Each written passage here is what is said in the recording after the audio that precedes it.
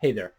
With the MLB Trade Deadline finishing just a couple days ago, I thought it would be a good idea to take a look at some teams that made big splashes, as well as looking at others who didn't make a move at all.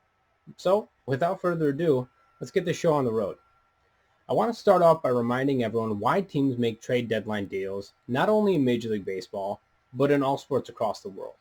The goal for any team that is either on the cusp of something great, sitting in the middle of the road, or lingering in the lower portion of any league is to make their team better with any trade.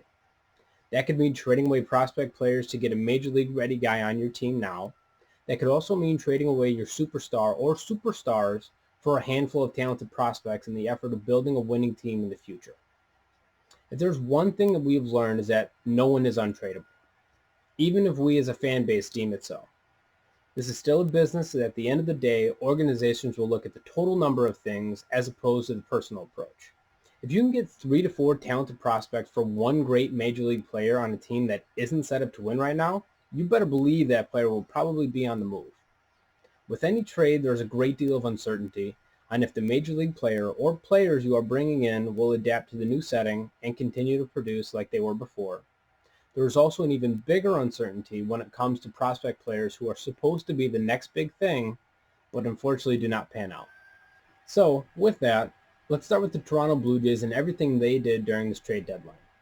Toronto is a talented hitting team. We know that. But they struggle with their starting rotation outside of Ryu and Chase Anderson. Well, they made some moves to bolster their starting rotation with the additions of Robbie Ray, Taijuan Walker, and Ross Stripling.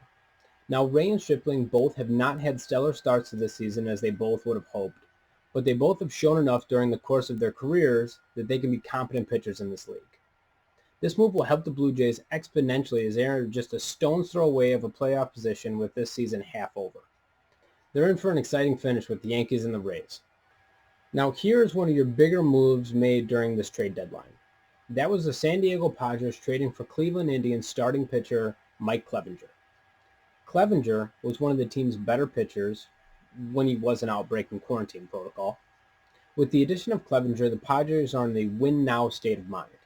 They have the offense to do such a thing, and they believe that with this addition, it can make their team an even more dangerous one in the National League. Now, with getting a high-caliber pitcher in Clevinger, the Padres had to give up something for him. That something came at the tune of 6 players. Those 6 players consist of 3 Major League ready players in Cal Quantrill, Josh Naylor, and Austin Hedges, as well as 3 minor league players, 2 of which are hitting over 300 in their career, and a pitcher who has stout numbers in the minors as well. The Indians needed a haul like this in order to relinquish one of their better pitchers while they're in the midst of a pennant race themselves. It also possibly didn't hurt their mindset to let Clevinger go after he disobeyed team protocol and went out while his team was in Chicago while they were supposed to stay in. Either way, it's a boost for both teams. Also, in the format of honorable mentions, the Padres added relief pitchers Trevor Rosenthal, Austin Adams, and Dan Altavilla, power-hitting left-hander Mitch Moreland, and 2 catchers in Jason Castro and Austin Nola. They definitely made some moves this year. Teams that could have made some moves to put themselves in better position but didn't are the New York Yankees and the LA Dodgers. The Dodgers are a team that you would imagine do not need any late additions to their roster, and they would imagine that too. They have the best record in baseball. They have an offense that is getting enough done at the moment with a pitching staff that is doing their part in shutting down most offenses. So with all that, the organization decided they would take their chances with the guys they had outside of Ross Stripling, who was traded for 2 players to be named later, namely minor league players. The Yankees, on the other hand, are not at the same caliber of the Dodgers. They have been bitten by the injury bug as of late, and with players hurt and others not performing as well as anticipated, you would have thought they would have been pretty active at the deadline. However, they did not make a single move as they are right in the thick of a 3-team race for 2 guaranteed playoff spots in their division. We'll just have to wait and see how all that plays out for the boys in the pinstripes. Well, that about covers all that was important to cover over this year's trade deadline.